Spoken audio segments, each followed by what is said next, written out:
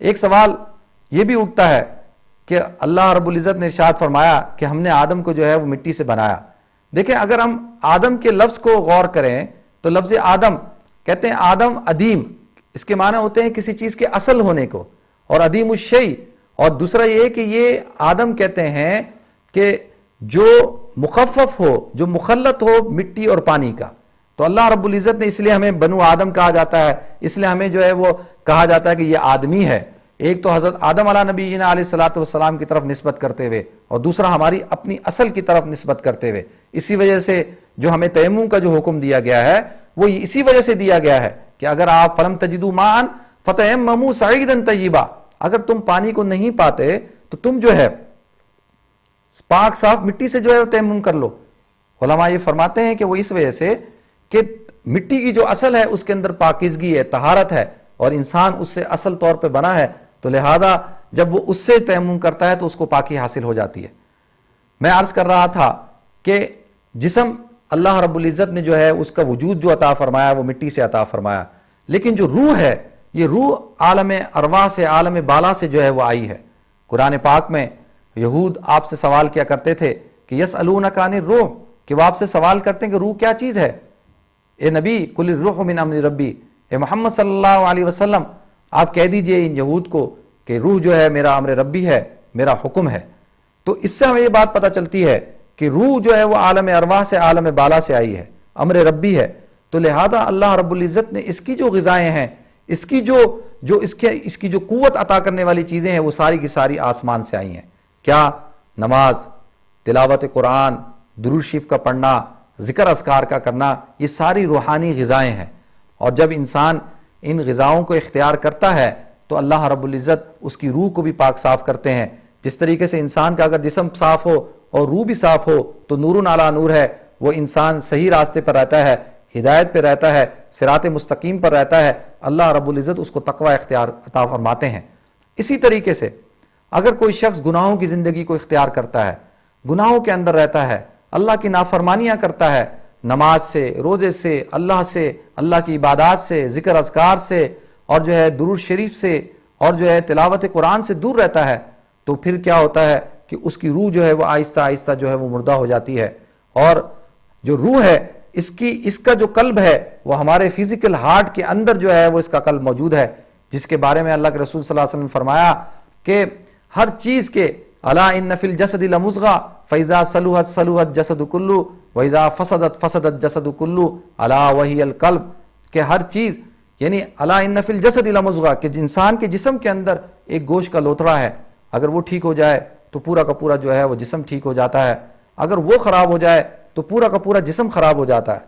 تو جب یہ جو روزہ ہے، یہ روزہ اللہ رب العزت نے اس طور پر عطا فرمایا کہ اگر ایک انسان اس روزے کے اندر یعنی کھانے پینے سے رکتا ہے اور چیزوں سے رکتا ہے، اس کے ساتھ ساتھ گناہوں سے بھی رکتا ہے، تو جب گناہوں سے رکے گا تو اس کی روح جو ہے وہ مضبوط ہوگی. اور اب جب پرہیز کر رہا ہے گناہوں سے، اور اس کے بعد جو ہے وہ جو خوراک لے رہا ہے کس سے؟ ذکر اذکار سے، تلاوت قرآن سے، نوافل سے، تو اب اس کی روح جو ہے وہ مضبوط ہونا شروع ہو گئی. اسی لیے اللہ کے رسول صلی اللہ علیہ وسلم نے فرمایا کہ رب صائم لیس له من صیامہ الا الجوع، کہ بہت سارے روزے دار ایسے ہیں کہ جو بظاہر تو روزے دار ہوتے ہیں، بظاہر تو ان کا روزہ ہوتا ہے، لیکن بجز روزہ رہنے کے ان کو، بجز بھوکا رہنے کے ان کو کچھ بھی حاصل نہیں ہوتا. اگر ہم دیکھیں کہ روزہ رکھ لیا، روزہ رکھنے کے بعد اگر کوئی شخص نماز کا اہتمام نہیں کرتا، تلاوت کا اہتمام نہیں کرتا، اور اپنی نظروں کی حفاظت نہیں کرتا، اور جو ہے وہ اپنی زبان کی حفاظت نہیں کرتا، تو جو ہے وہ اس کا وہ روزہ نہیں. اللہ کے رسول صلی اللہ علیہ وسلم نے فرمایا کہ اگر کوئی شخص کہ جو ہے وہ بری بات سے اور برے قول سے نہیں رکتا، فلیس للہ حاجۃ ان یدع طعامہ وشرابہ، تو اللہ رب العزت کو کوئی ضرورت نہیں، اللہ کو اس سے کوئی واسطہ نہیں کہ وہ اس نے کھانے پینے کو اور اپنی جنسی خواہش کو پورا نہ کیا، تو اللہ کو اس چیز کی کوئی ضرورت نہیں. تو اس سے یہ پتہ چلا کہ جسمانی طور پر ہمیں کھانے پینے سے رکنا ہے، اور روحانی طور پر اگر ہم چاہتے ہیں کہ روزے کی ساری برکات، ساری فیوزات، ساری سعادتیں حاصل کریں، تو اس کے لیے ہمیں جو ہے وہ روحانی طور پر بھی پرہیز کرنا ہوگا. گناہوں کی زندگی سے، جھوٹ سے، جو ہے غیبت سے، چغل خوری سے، اور جو معاشرتی بیماریاں ہیں یعنی دھوکہ دہی سے، فراڈ کرنے سے، ایک مسلمان بھائی کے حقوق کھانے سے، اور نافرمانیوں سے، اپنے والدین کی نافرمانیوں سے، اللہ رب العزت کی نافرمانی سے اگر ہم ان سب چیزوں سے جو ہے وہ بچیں گے تو ہمیں جو ہے وہ روزے کی پوری روحانی جو برکات ہیں، جو کیفیات ہیں، وہ ہم سب کو حاصل ہوں گی۔ اس لیے ہم دیکھتے ہیں کہ بہت سارے لوگ ہیں کہ رمضان المبارک کا مہینہ گزر جاتا ہے لیکن ان کی زندگی کے اندر انقلاب نہیں آتا۔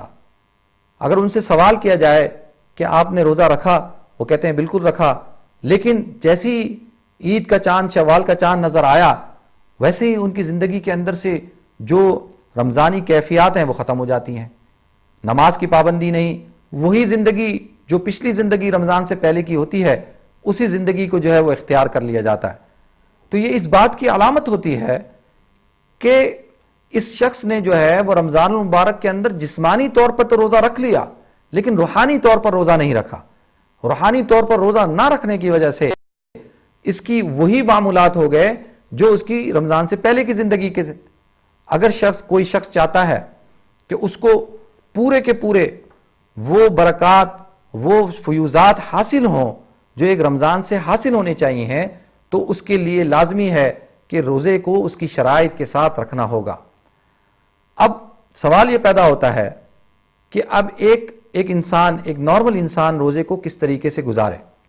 دیکھیں اللہ کے رسول صلی اللہ علیہ وسلم ہمارے لیے اسوہ ہیں، اور انہوں نے جو جماعت تیار کی صحابہ، وہ بہترین جماعت کہ جو حضور اکرم صلی اللہ علیہ وسلم کی ایک ایک ادا کو، ایک ایک سنت کو اپناتے تھے، انہوں نے جو ہے عملی طور پر کر کے دکھایا کہ کس طریقے سے ایک اسلامی زندگی کو گزارا جاتا ہے۔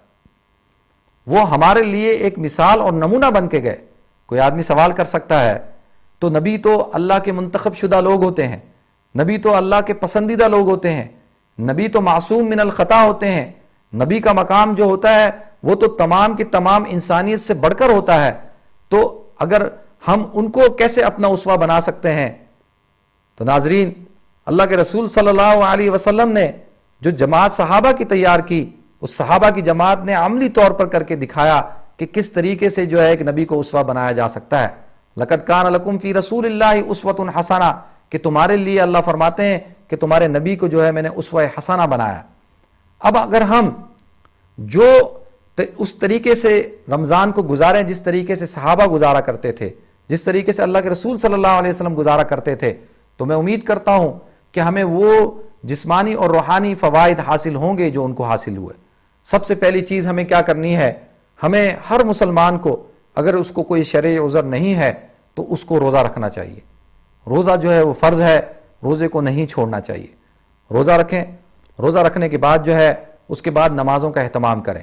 لیکن 5 وقت کی نماز جو ہے وہ مسلمانوں پر فرض ہے، تو 5 وقت کی نماز جو ہے وہ فرض ہے، اور اس کو جو ہے وہ یعنی پڑھنا ہی ہے۔ اگر کتنا ہی اچھا ہو کہ اگر ہم جو ہے نماز کو جو ہے مسجد کے اندر جماعت کے ساتھ پڑھیں۔ ناظرین، انشاءاللہ ہمارا یہ پروگرام جاری رہے گا، اور الحمدللہ آج یہ پہلا پروگرام ہے، ہم جو ہے آپ کی کال بھی لیں گے، تو اس کے بعد جو ہے ہم تھوڑے سے مختصر سے بریک کی طرف جاتے ہیں۔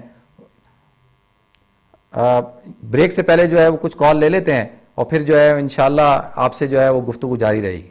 دیکھتے ہیں ہمارے پروگرام کی جو ہے وہ پہلی کال جو ہے وہ کس کی ہے۔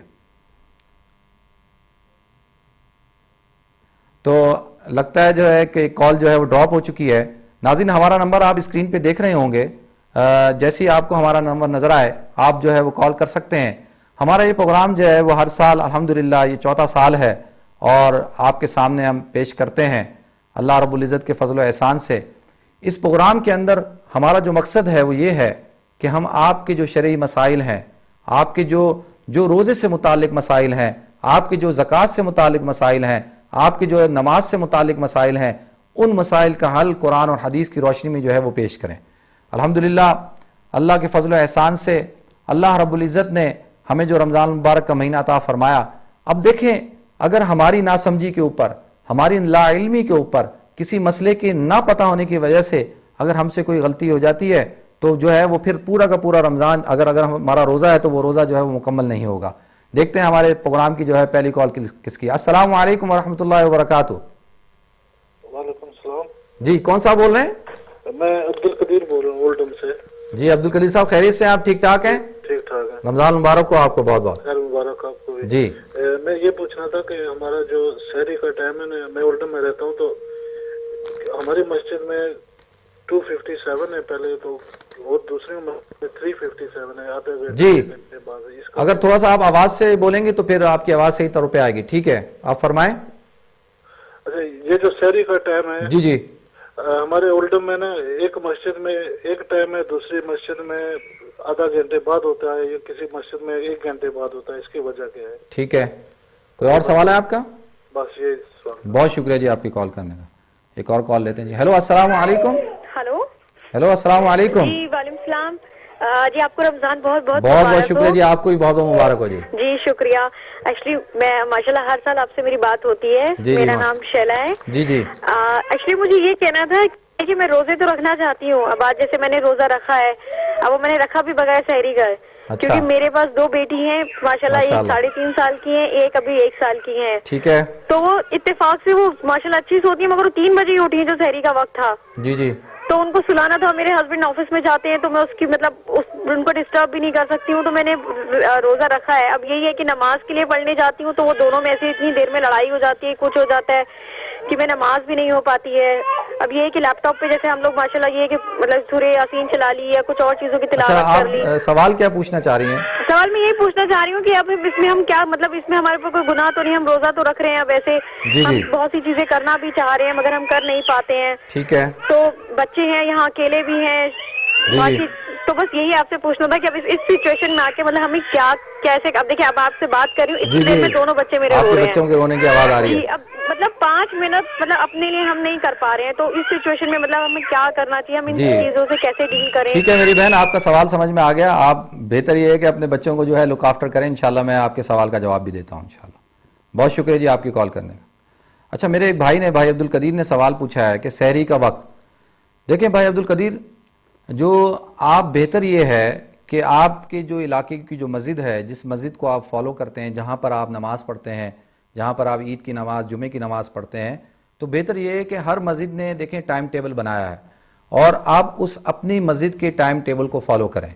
जो टाइम टेबल उन्होंने आपको दिया है, तो बेहतर ये है कि आप उस टाइम टेबल को फॉलो करें, तो आपके लिए यही मुनासिब होगा। वरना जो है अगर, क्योंकि हर इलाके के अंदर जो है वो मुख्तलिफ टाइम टेबल हैं, लेकिन अगर कोशिश ये करें कि अपने इलाके की जो मस्जिद है उसके टाइम टेबल को फॉलो करें।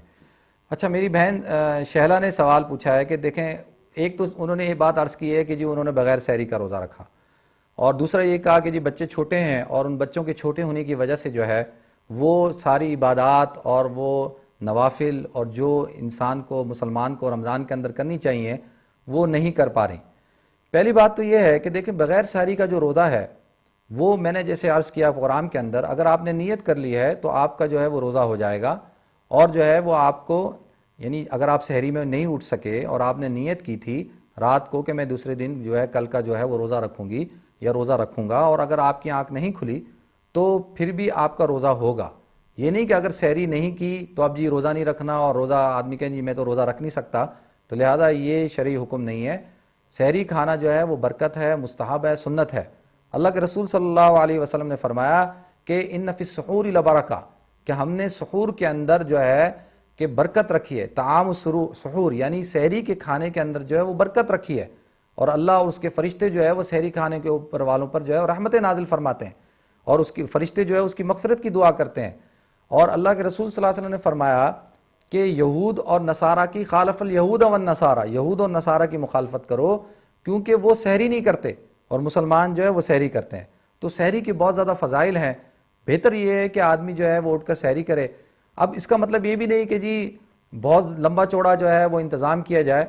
अगर थोड़ा सा टाइम रह गया है तो उस दौरान जो है वो अगर आप 1 गिलास दूध का पी लें और जो है वो 1-2 खजूरें खा लें, तो इंशाअल्लाह अल्लाह रब्बुल इज़्ज़त जो है वो आपको जो है वो सहरी की जो है वो बरकतें अता फरमाएंगे।